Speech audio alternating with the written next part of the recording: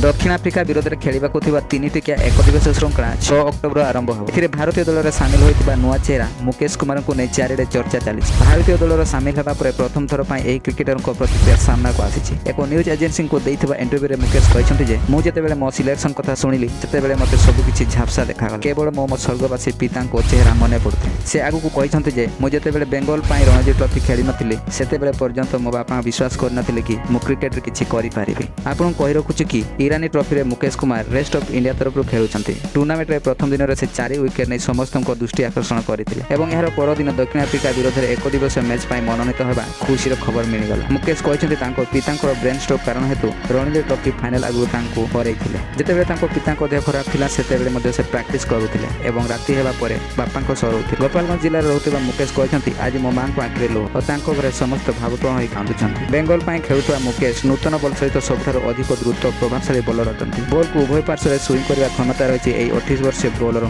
ईरानी trophy पूर्व New Zealand ए विरोध में भल प्रदर्शन करते।